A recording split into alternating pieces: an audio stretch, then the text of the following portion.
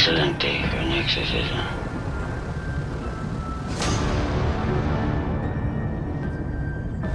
I see dead people.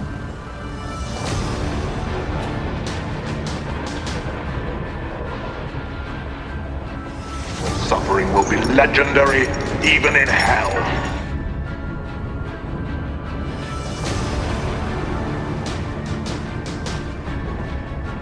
It's alive!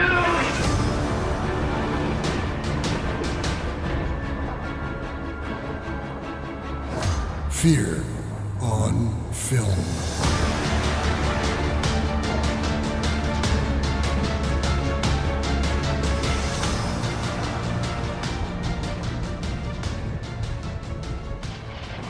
Hi, I'm Joe, and welcome to a special bonus episode of Fear on Film. Today, we have Dominic Paris, director of the deliciously disgusting eco-horror film, Dead Bloom. I have so many questions. You're gonna love this. Has a basement. I just need a little more time here. The baby. I'm still a month or so out. We're so far from civilization. What if something happens? Nothing's gonna happen.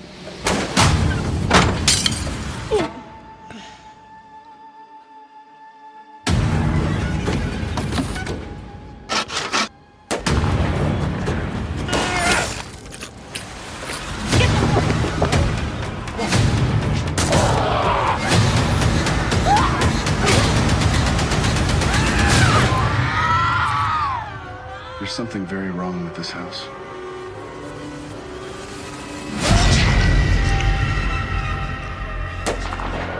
Hey, Dominic, and welcome.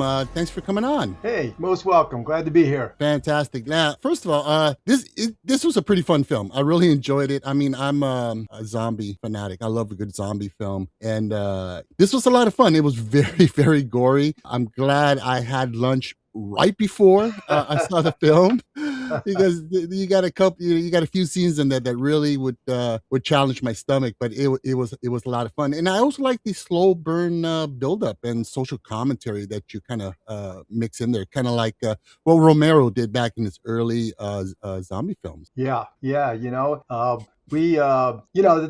problem with a lot of low budget movies, and we were a micro budget, man. We made this movie for under 250, way under 250, and 12 days of shooting. So, you spend about, I don't know, maybe a quarter or more of our budget, maybe about 40% of our budget went to special effects. And we wanted to do everything in practical effects, but it's still challenging, because time is of the essence, and if the effect doesn't work right away, you're on the fly, and you know that you want the acting to look good, to be good. You want the cinematography to look good. All that stuff, we can kind of plan it in pre-production, but when you get on the set and special effects are kind of like iffy, you never know. Even though we have pre-production, you get there and, as they say, shit happens, right? So but we lucked out. I mean, we had a bunch more effects, arms getting falling off and stuff like that. But it was like they just, we tried to go with just enough that we thought was going to really, work for us, And you just couldn't do everything. But we were happy with the special effects. As I said, all practical. Yeah, and whatever you had to compromise, I mean, you definitely made up for in this one, how should we say, without spoiling it, a yanking kind of situation, which I couldn't believe what I was looking at. It's we were thinking, okay, do we want to go there? And we said, you know what? I think the fans will like it if we give them the money, if so to speak, you know what I mean? And not just kind of like dance around it. Because the thing about the chemical, the fictitious chemical that they were dumping, it basically brought out the worst in your personality, if you will. You know what I mean? It wasn't just like everybody was the same. Everybody had their own kind of a way of dealing with their transformation as a result of ingesting the chemical, whether it be through water, whether it be through sitting in a bathtub, or whether it be, in the case of Ryder, drinking it like liquor and, just having a pure. But he was definitely he was like a wannabe jackass kind of kid. You know what I mean? Doing all Right. these. So for him, it was proper. Yeah, and that's what I love is that it brought out, not all were like this generic zombie reaction. They each had their own individual reaction to this toxicity and bringing out the worst in them, which is the worst inhumanity, which is this toxic fallout. So I really dug that aspect of it. So why don't you tell us a little bit about yourself and what your film's about? Well, I've had a long and varied career. I mean, it's funny because the very first movie I ever made was a little teeny movie that I shot and directed called Last Rites many, many years ago. It was my first, back when we had to shoot in film, there was no digital. So that was my first foray. And I worked as a cinematographer for many years out of New York City. I did a bunch of films and, knew a lot of people back in the day, from Tom Savini and the guys that made Evil Dead and all that, just on and on, Maniac Cop. I did a movie and we were in the same building when the Protector, the Jackie Chan movie, Jimmy Glickenhaus was doing it. Joe Spinell's making Maniac Cop. So, I started off there, but then I segued from that into becoming more of a screenwriter. And interestingly enough, I was introduced by Gina Gallo, who was the producer on this, who was actually a big a fan of animation, and she was working on Tarzan at Disney, and she had a log line of an idea, and it turned into my first screenplay that got produced, Fly Me to the Moon, animated 3D feature. And then I went on to do 7 more. I wrote 7 more scripts that all were produced, played all over the world, all 3D animated feature films, and which was pretty crazy. And then, so I've gone from there and then voice directed another 6. So I've done like 13 animated feature films, but also we decided to go back to live action. So that's kind of like, I've done a whole thing. I produced Mr. Bill segments back in the day for Fox Kid. I done Cramps videos that I produced and directed. I worked with Blowfly.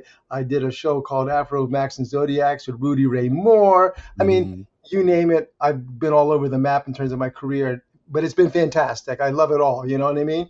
And we decided to go back to live action, and that was the genesis. And, I did it with my oldest son, who is a walking encyclopedia, Damien, walking encyclopedia when it comes to horror, and it was his first feature. So we did it and kind of swapped off, and he leaned into my experience, and we had a great cameraman with Matt Clammer, who had done a bunch of other horror films. So, we brought them all out to California, shot on one location in Leona Valley, and, got lucky to a certain extent. And that's kind of how it all happened. So, coming like full circle, but it's great because, our family is all involved in the arts, and it's great.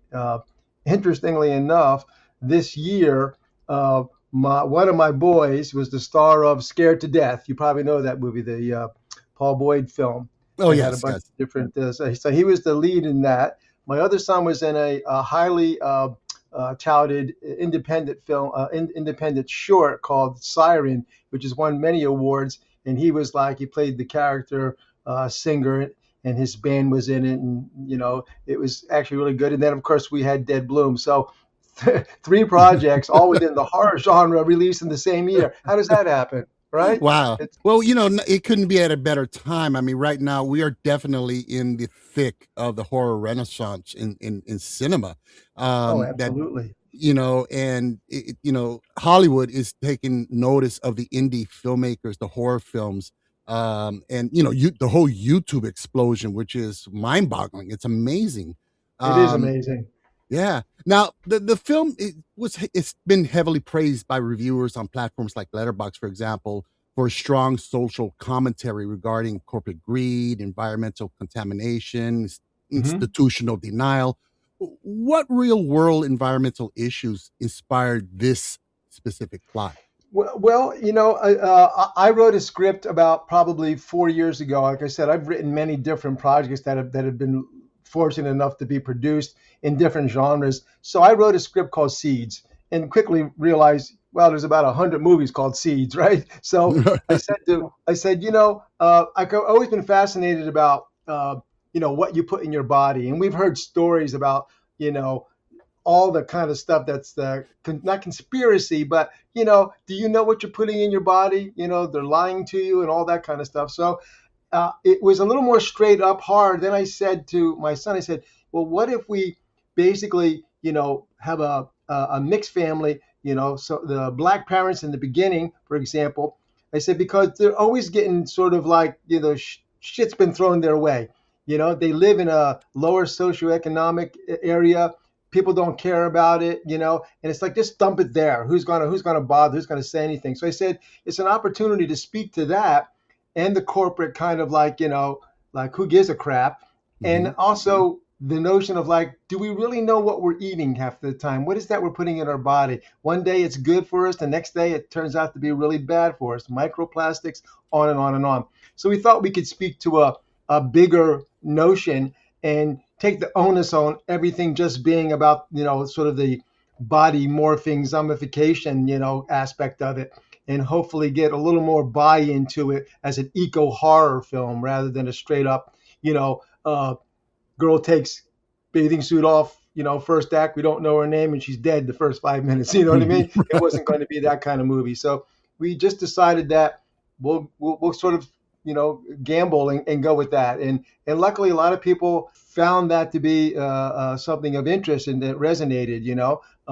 You know, we know our shortcomings. We know the second act was a little difficult, you know, and because it slowed down, but we tried to really just put it all into the third act, you know, set it up well and delivered in the third act, you know. Well, it definitely pays off. It definitely does. I mean, and you know, environmental issues, contamination and chemicals. I mean, that's a subject matter that it's always resonated with horror film goers. I mean, you know, with the most recent The Substance, or you go further back, with Peter Jackson's The Stuff. Yeah. So it's definitely fertile ground for horror genre. But even films that aren't horror per se, take a film like Michael Clayton, you know, with George Clooney. I mean, that was corporate, you know, denial and just basically taking advantage of people, you know, and it really resonated. I always liked that movie a lot, you know, because I thought the performances were great. But the whole notion is like they come up and still going to get theirs. They try to get away with it, you know, throw money at it. And that's what happens a lot of these suits, you know. It's like stuff happens, they throw money at it, goes away, but they don't really stop doing it. You know what I mean? So we tried to explore that aspect of it. You know, I kind of initially wanted to make almost an ordinary people in a horror genre. I would have liked to, if I had more time and more money, see more of a deterioration of the family structure as well. You know, as a metaphor, that breakdown because the what they're going through with the chemical, but also the breakdown in terms of relationship. We do a little bit with our Betsy, who she's fabulous. You know, Shay Gabor. You know, having MS and just wanting her own freedom, like I can take care of myself kind of thing. And oddly enough, she survives, you know, at the end, you know, so. Yeah, I mean, you know, eco-environmental or chemical horror, I mean, that's the beauty of that genre is that, I mean, it can easily fit in drama or, you know, suspense or whatever.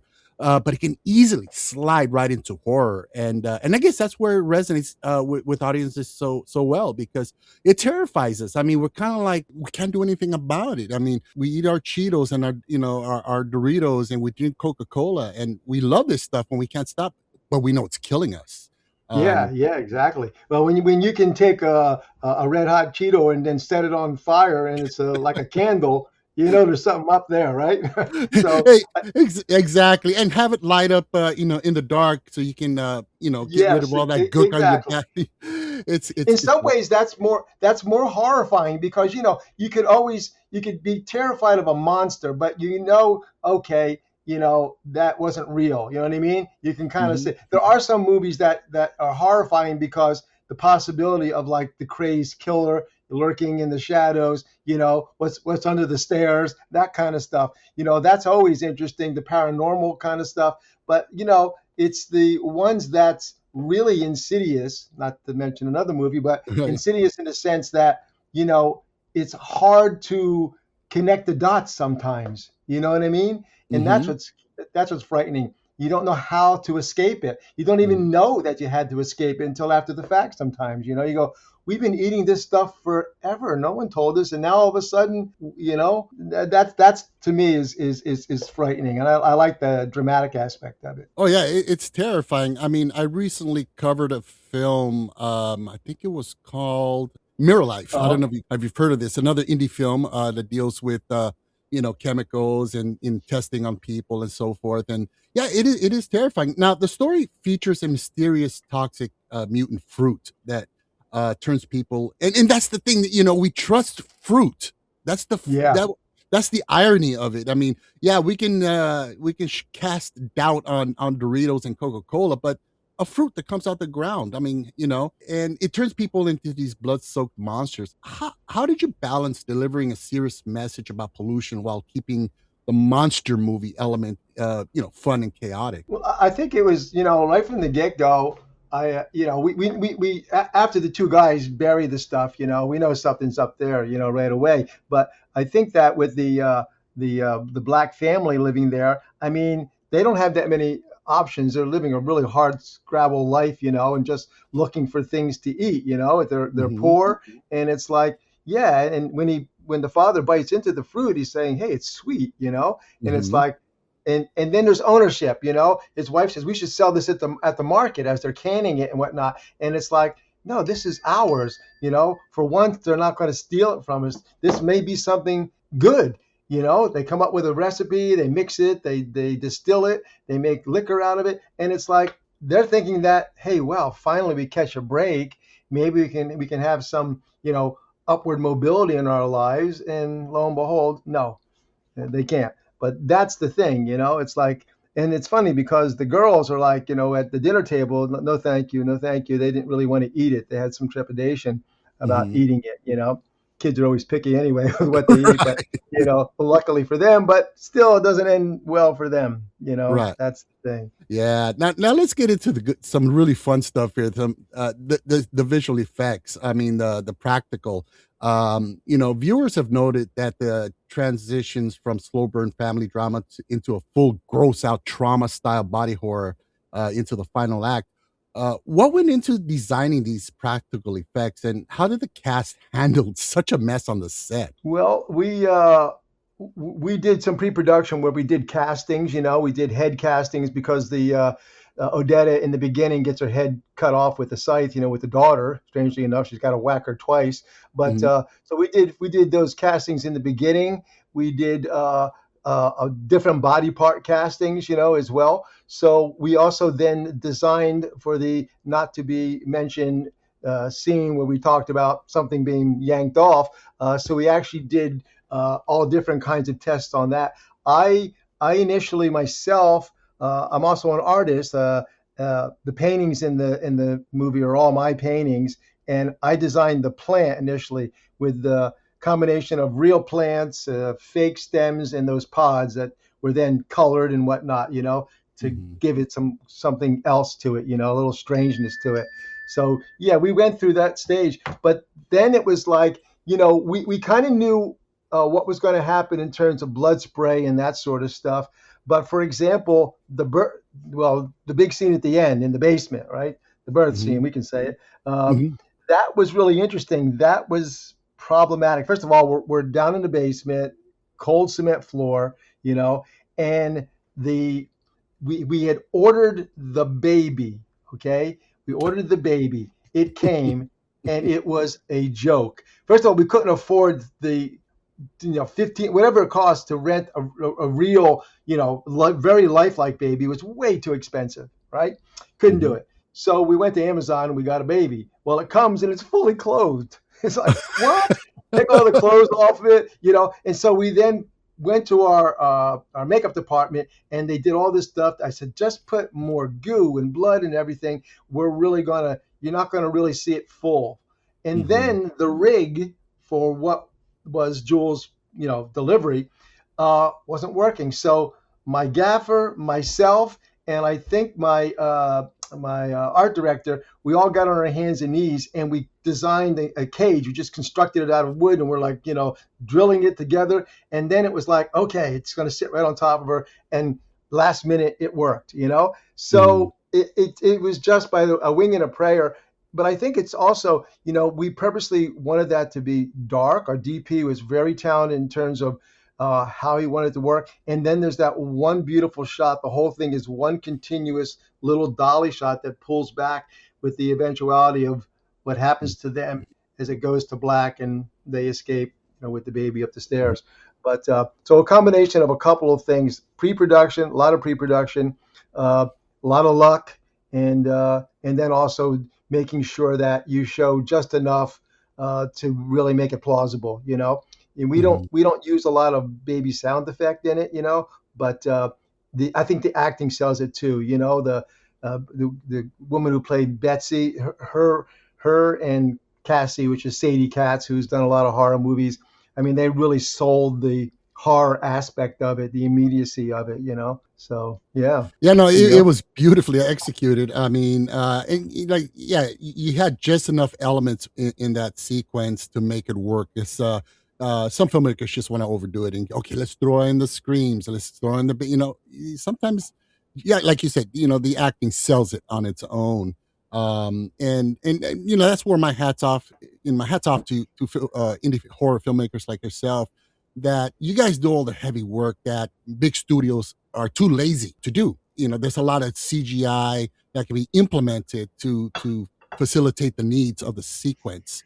Yeah, And I and think audiences are getting kind of tired of that over CGI, and it's like we're moving into CGI bordering on AI, mhm, facilitation. Which I'm not 100% never AI. I think AI is a great mhm, tool to pre-visualize stuff. You know what I mean? I think it's a mhm, great tool to get to certain options quicker and understand it a little more clearly. But I think then the human touch is always going to be the thing that brings it home.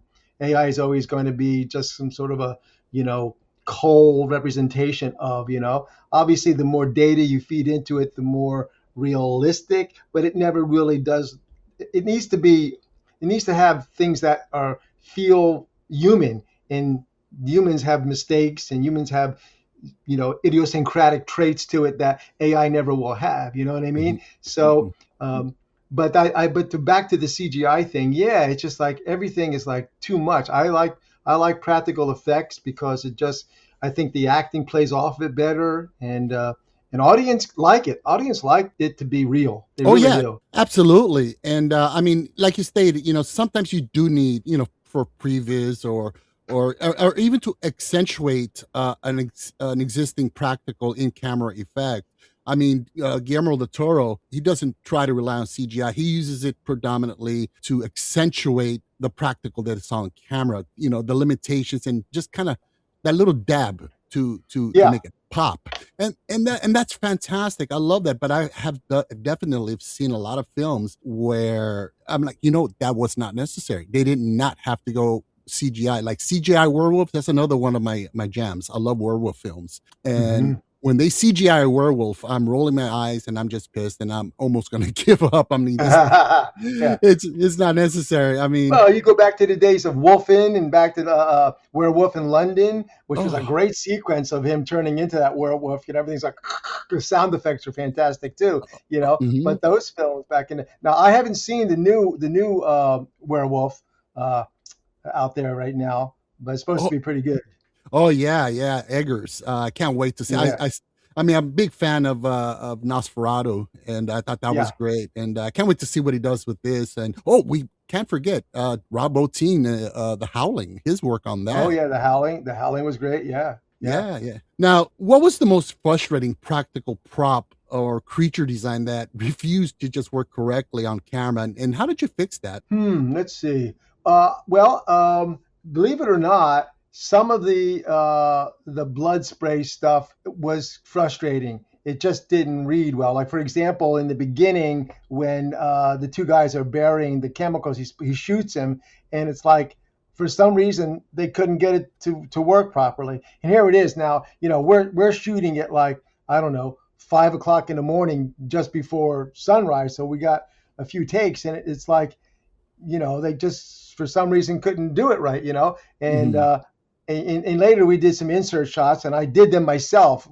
It ended up being much better. But it's like, the problem is sometimes, the people that work in pre-production aren't always the people that are on set executing it, right? And so that was the case here. We had fantastic people in pre-production, and they basically gave us our parameters, best way to shoot it, from what angle, so on and so forth. We went over all that. Then you get on the set, you're running behind a little bit, and maybe you have some people that are overextended, so you get an assistant, and it's always like, okay, all right, let's just do it like this. You know what I mean? And Right.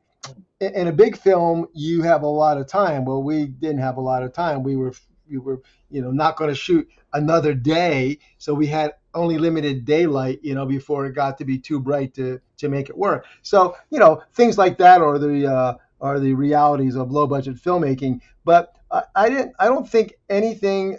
Maybe the biggest problem for us was we had the shot where Ryder's arm falls off or gets shot off, and it just never seemed.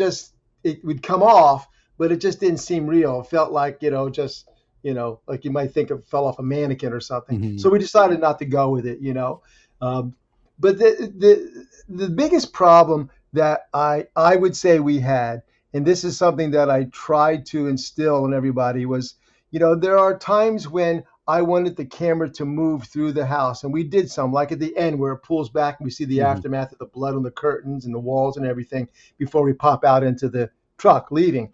I wanted to have moments when the camera did that, where it didn't end up having to have a button at the end that said something. It just was a cumulative, psychological feeling of like, where are we going? Where is it taking us? I don't know what's around that corner, And if we had more time, I would have done that.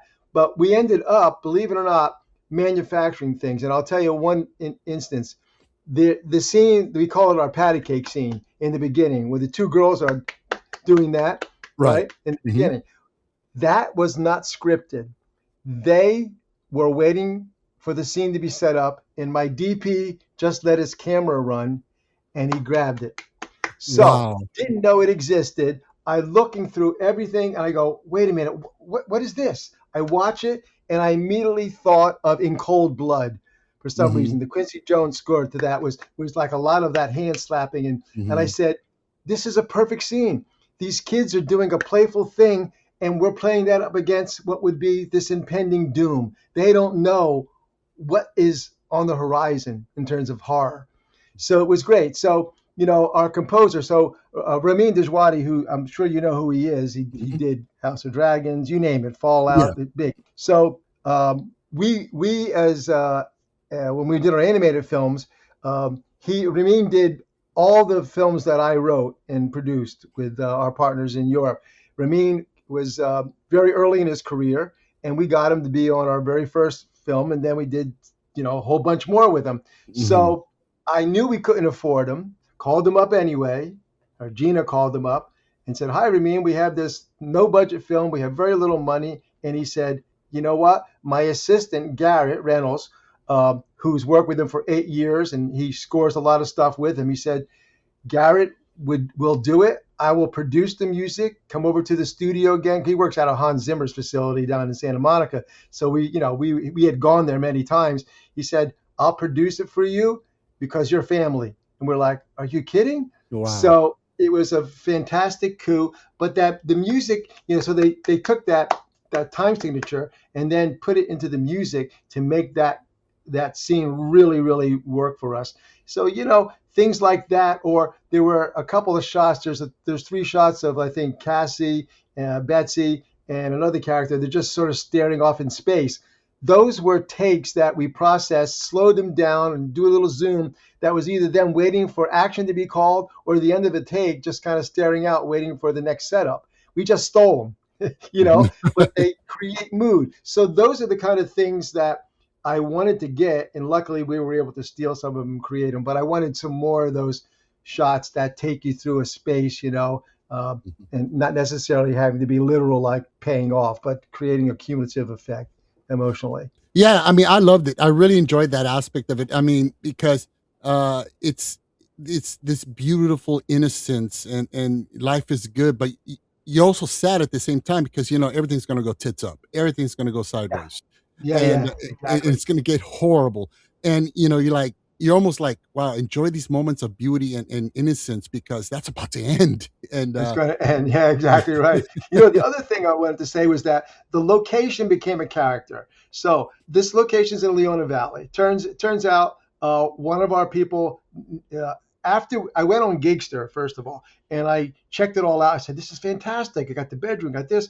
So we go there, and the owners, it turns out one of our people knew the woman who's the wife of the guy who lives there all the time. They live in L.A., but he lives out there all the time. His name is RG, and he is a wild, crazy artist who had. This is like 2 weeks before we're going to shoot. He had the entire place totally in a construction zone. Everything was being like blown apart and redone. We're like, what the heck is going on? And he would always say to us, no worries, no worries. It'll be done. No worries, no worries. He basically would pull up tile floor, leave the floor raw. So when it came down to doing all the blood work, yes, we had a lot of blood. He goes, no problem. I love the color. You know, of course we cleaned it up, but blood was spraying up into the ceilings everywhere. He goes, no problem. I love it. I love the color. And I'm thinking, man, who else would let you do this? You'd go to a location, right? And they would go, oh, you don't owe me thousands of dollars for this cleanup. You're destroyed. No, he was like, do whatever you want. Anywhere you want to do it. No problem. He trusted us so much. After like 5 days, he says, I'm going to go back to LA. You do what you want. No problem. I I was love like, it. what? So, yeah, so we had free run of the place, you know, but it was challenging still. It was Yeah. challenging to work there, you know. So no It's working funny. bathroom. He didn't have it because it was everything. Oh, So when I got there, I go, wait a minute. You don't have a tub? The picture showed this. No, I take tub out and I haven't put it in yet. So we had to go buy. We went and bought the tub that our actress is in. Is mhm. a tub, but it's not hooked up to anything. You know, we just put the plug in and we filled it up, put suds in it, and that was it. You know, it's like after we're done, he goes, "Okay, I'll put that outside." He was a crazy artist guy, but man, without that kind of attitude and willingness to let us do anything, never would have been able to pull it off. Never. Wow. Yeah, well, it's a fantastic location. I mean, I always love desolate, you know, locations at the middle of nowhere, and we got our characters engulfed in some sort of really fucked up situation, and Yeah, yeah, it's yeah. not like they can go down the street and get the neighbor or get the cops. I mean, Yeah, you there's know, nobody. I mean, it was about an hour's drive from LA, but it was between Palmdale and I forget where else it was, but it was like in the middle, like you say, in a valley. It was like nothing around, you know. So yeah. it was great. We didn't have to worry about noise. Though I have to tell you, the fire marshals came out like about 4 times because dry and everything, and it was a good thing everything was in compliance because they came out there 4 times to check us out. you know, so that would have been bad to shut us down. No, that's awesome. I mean, and it also brought to mind. I mean, there's tons of films that do this, and it's so effective every time. It doesn't grow old. I mean, you go way back to Wes Craven's The Hills Have Eyes. Sure. There's something about these, just being in the middle of nowhere, that just really get into your psyche. So now, Dead Bloom, was it was co-written and co-directed with your son, Dominic Paris, right? Yep. How did you divide the labor on set, and how do you navigate, I guess, creative disagreements when working with family? Well, the thing about it is, we had he came out here to stay with us. He lives in Williamsburg, Brooklyn. And so he came out and spent at least, I think it was 2 weeks, maybe even more, that we would break it down and talk it through. And, because I had this background as a cinematographer, we talked about setups and how we were going to approach it. The DP came out also a week before and stayed at my house.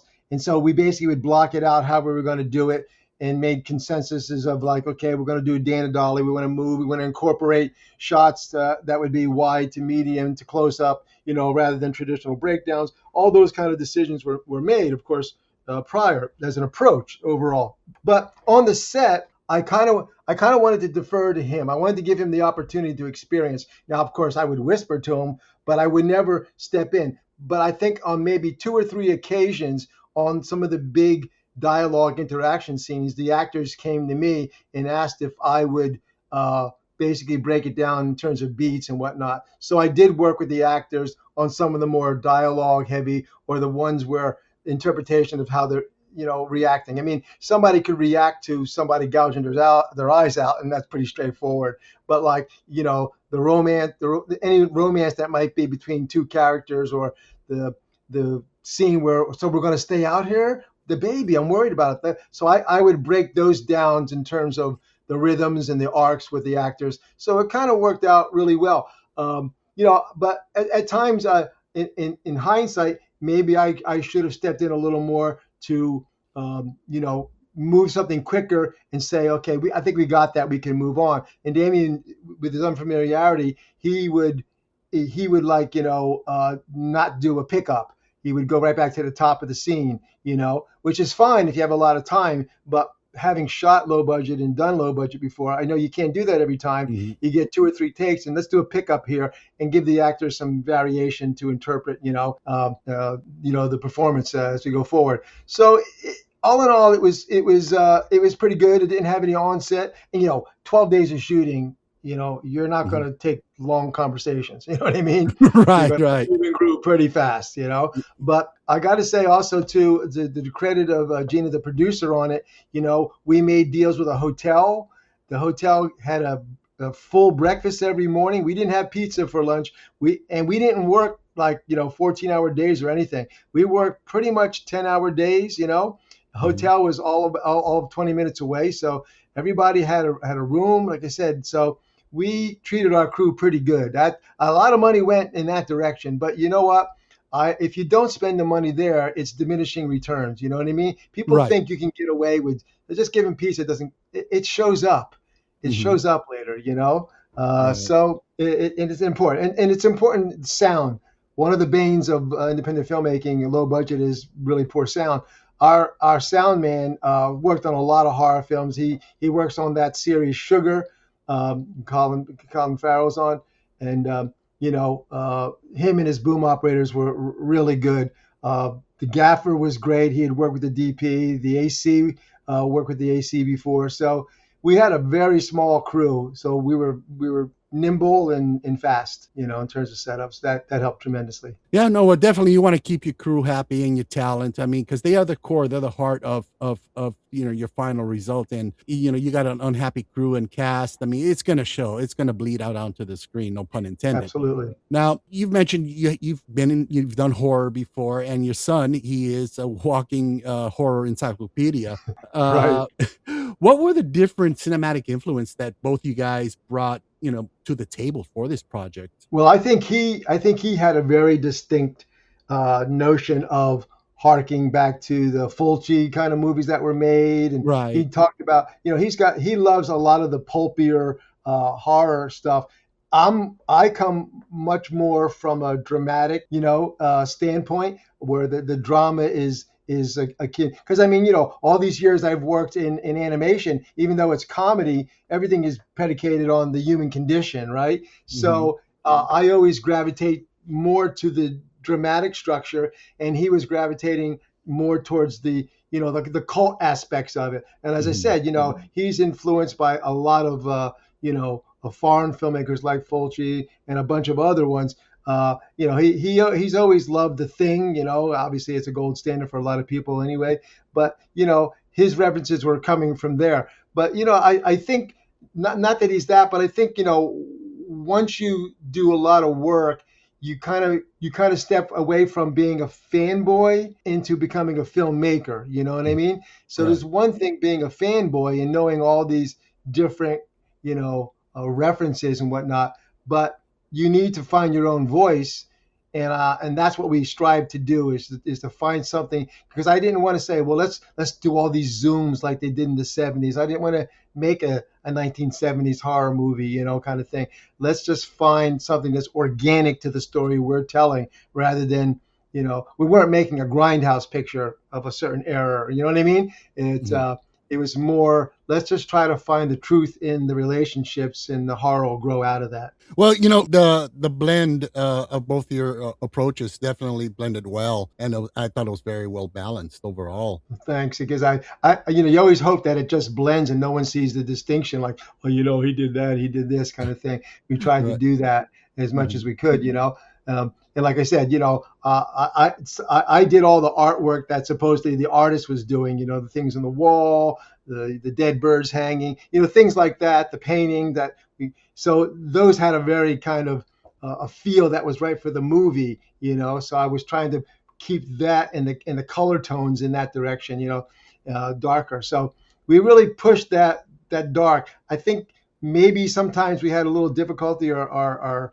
colorist was saying might have wanted to have a little more exposure, but at the end of the day, the movie looked really good, and we've gotten a lot of compliments on the cinematography, which a lot of people are surprised when micro budget films look really good. You know what I mean? Sound Right. really good. So that to me was a testimony of our effort. Next time, give us a little more money. And I think Mhm. we could really bring it home on a different level. Well, it looked fantastic. I mean, the look, the feel, and I've been doing this. I've been interviewing directors and talent, and it still blows me away to this day. Where they'll throw the number at me, and I'm like, that can't be right. That's incredible. I mean, what you guys are able to establish and get done with such minimal resources is so impressive, and nothing but admiration to you guys for doing this. I mean, it looked great. Yeah, I mean, there's a lot of talented people out there. I've always said that as a director, it is my job to motivate people to do more than they thought they were even capable of. And I think that's really what you want to do. It'll make me look better. I don't always know the best way. That's why I hired you. I mean, I have a background in cinematography, so I can speak the language to some degree. But you know what? You got to bring your sensibilities, your artistry to the table, because that's why we hired you. I'm not going to dictate to you after I hired you. I want Mhm. you to collaborate with me and just bring something even more than I thought about. You know what I mean? And I think that's what happened here. We were always like talking about it, and when we got there, okay, this is the scene. We're going to do this, a little brief setup, because, yeah, go do it. Mhm. And they did it. And, and then you watch it and you go, hey, can we just add on there? Maybe push in a little more. Why don't you grab me, hold on that close up? Like, for example, in the last shot before it goes to title, that was my idea. I wanted to stay in that scene with her holding the baby and just hold on it in very, very almost imperceptible zoom going into her, Mhm. and just hold it and hold it. And it's on screen for a long time. The Mhm. music's swelling. It feels very right. And we got a little bonus thing, unscripted at the very end. She has a slight little sardonic smile, and Mm. that's where her eyes glow. And we cut to the title. We hit you with Uh, the title. Yeah. yeah, I love that approach. That really, yeah, I love it. Now, question: if you could pair Dead Bloom, okay, as a double feature with any classic horror movie, what would it be and why? Wow, never thought of that. Never thought of that. Oh God. Wow, that's a hard one. My son would probably have a million ideas on that one. But for me, because I mean, the normal thought would be something that is complementary to it, but I don't look at it that way. I mean, I love films like The Omen, for example. Mhm. I really dig that film. I like a lot of older horror movies. Right. Quite honestly, I haven't seen a lot of the newer horror movies that have been out there. I don't think I've yet to see a Saw movie. Oh. I've never seen a Saw movie, and Mm. so so my horror references would be limited, but probably I would say a Bird with the Crystal Plumage, Okay. or Omen. I You like know. Bird with the Crystal Plumage. That's Ah. a Dario Argento movie, and I really like that movie. Yeah. But Hey, either or. Those are good pairings. Actually, really, really good. yeah, I mean, we'll ride their coattails. there you go. Absolutely, absolutely, and yeah, and definitely a double feature that'll leave you wanting to just watch Tom and Jerry cartoons for at least an hour or so. Yeah, right. Not Heckle and Jekyll, but Tom and Jerry. Exactly. Absolutely. So now Dead Bloom has found a passionate audience, on Tubi. How has the rise of free ad-supported streaming platforms changed the game for independent horror filmmakers like yourself? Well, the thing about it is, everybody ends up in AVOD. You know what I mean? And I think it'll live there. It'll live there for a long time. So Mhm. before that, very few. Interestingly enough, my very first horror movie was the very first movie that Canon Films, when Menachem and Yoram Globus bought it from Dennis Friedlander in New York. The very first movie they released was my movie Last Rites, made for $60,000, shot in 35, as I said, by myself, Oh, over I think it was 10 days.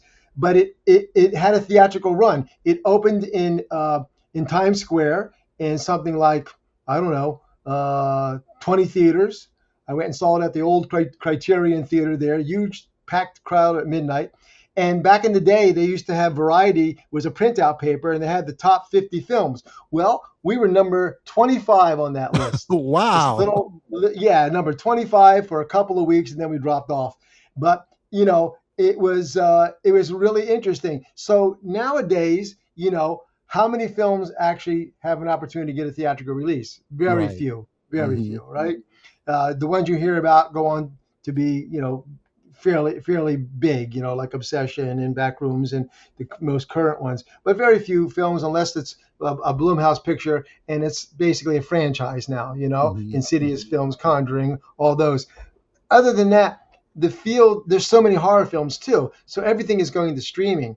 And Mhm. that's challenging too, because, it's all predicated on social media, unless you're doing a Terrifier, but that was a character and they did a $500,000 advertising budget that was really creative. Of Mhm. course, now they're being sued by a bunch of people. So who knows what's Right. going to happen there? Right. But those are anomalies, I think, just like Blair Witch was an anomaly in the Mhm. marketplace. So right now, if you have a decent, well-made horror movie, you still got to find an audience and gain some traction. So Mhm. we did our own social media stuff. Many different iterations. Tried to show the kind of history of this XT12 chemical through the Tom Sanko and how that, with some humor, try to different kinds of buy-in. And Mhm. we sustained that for quite a while, and we've gotten, as you said, we've gotten really good reviews. I mean, Mhm. I think for the most part we're like at 4.8 overall out of Mhm. 5 stars. It's awesome. So I mean, only time will tell. We haven't gotten our first quarterly report, so I don't really know. And we were at Cannes Film Festival, so I don't know where we are in terms of any revenue yet. I will know Mhm. soon because the Right. first quarterly report will be there.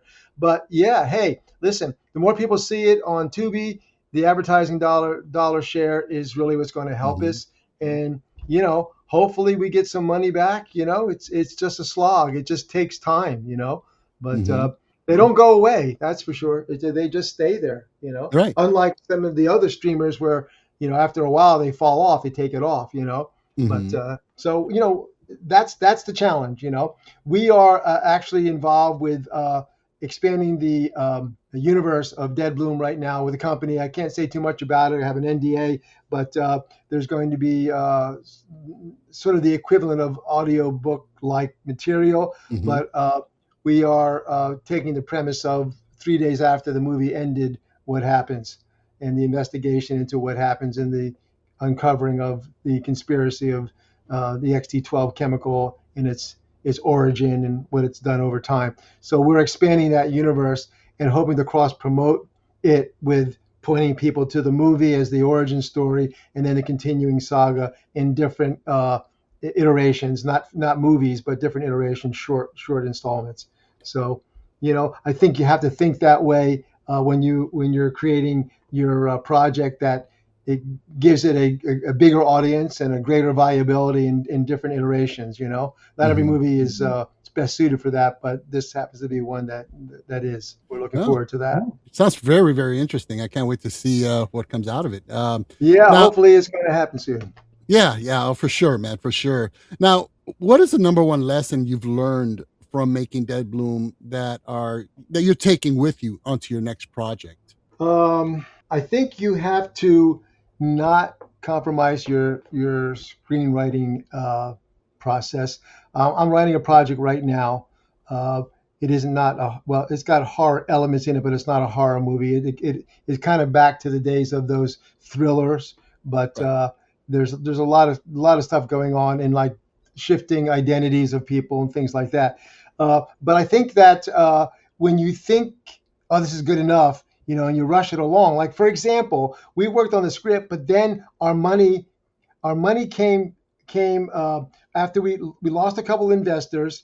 Then we basically got a bunch of investors, but nowhere the amount we would have needed. We lost a couple $100,000 basically, and at like the 11th hour, and we just decided, well, we had started all our pre-production, and we had a lot of things in place in terms of crew and equipment and everything. So we made a decision, and we thought just from the financial aspect we could move forward. But I think that we didn't go back and say, hey, let's go back to the script and make sure, is there ways of doing it better? Do we want to explore other things? We got so behind the eight ball in terms of the momentum to put this in the can that I think I would not even entertain reaching out to people until I was like, this script is solid, and a bunch of people we've torn it apart, because I think that's foundational, and also people don't understand how things are relative to the amount of money you have to spend. People just think like, I can write this scene, and then they go, oh wow, cost me a lot of money. Fortunate enough to have been down that road, but I think that is really key. Write something that is relative to the budget you can feel you can raise and what you want to do it for. You know what I mean? Right. I don't want to make a small indie movie for $5 million. That's ridiculous. Right. Why would I want to do that? I want to write something that's going to cost far less than that, give it a chance in the marketplace, and then be able to go on where, it made some money back, and someone says, hey, you made a really decent movie for the budget. Let's try another movie for a little more money. You know what I mean? Right. Rather than say, hey, I made this movie for $3 million and it was bad and I overextended myself and, I didn't gain an audience, To me, then you don't make another movie for, 5 years, Right. I don't want to do that, So. Right. All right. Well, when the credits roll on this and your audience is sitting there, what is the primary emotional resonance you guys hope that the audience takes away from this film overall? I would, it's funny, when we had a screening for it, we had a big screening for it, and the third act was, a lot of audience participation, a lot of like, oh my God, are you kidding me? Right. I'm sure the moments when they're going, holy shit, are you kidding me? So that to me is a thrill. Jeannie was sitting next to me, and we just nudged each other and said, they're reacting in the way we want. They're frightened. I see there were two people in front of us. They were covering their eyes, but they were peeking through like shit like that. But then they were laughing at the same time. So that's the thrill. So when that big title comes at the end with the big slam, you're going like, oh yeah, I had a nice little fun, time with this movie, and it's an 80-minute movie, which I think is right for independent horror movies. You don't want a 2-hour movie, Right. And so that was the feeling. The feeling was like, and I really liked the score. The score is really good. They did a great job on the score. So I'm a big fan of score for movies, and I felt good about it. It left me with the right kind of emotion that I wanted people, like, just went through all this, and it's like, oh man, wow.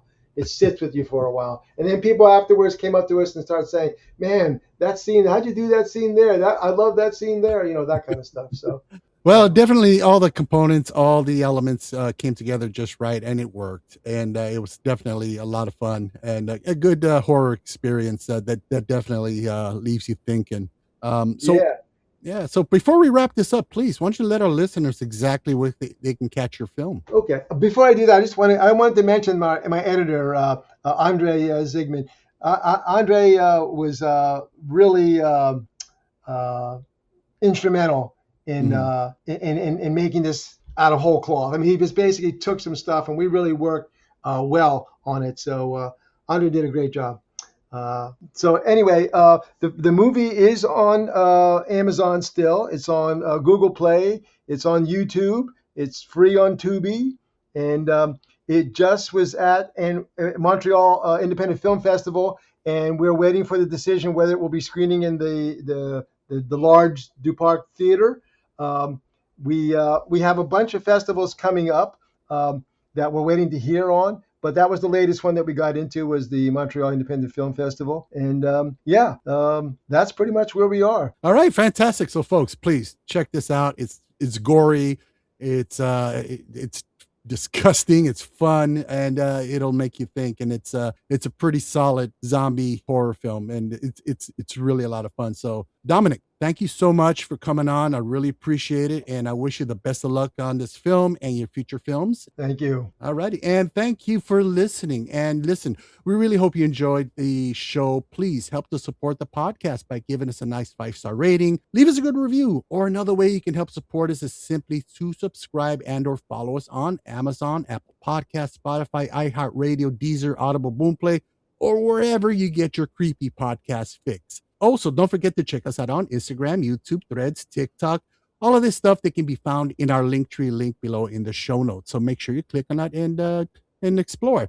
And if you enjoyed this special interview episode and you're just dying for more, just click on the link below in the show notes titled Filmjoe Interviews for more fascinating interviews with amazing, talented indie filmmakers like Dominic, who we just spoke to. So thank you so much. Also, don't forget you can contact us directly via email to thefilmjoepod@gmail.com. We love to hear your feedback. So with that being said, I'm Joe, and this is Here on Film, where horror lives.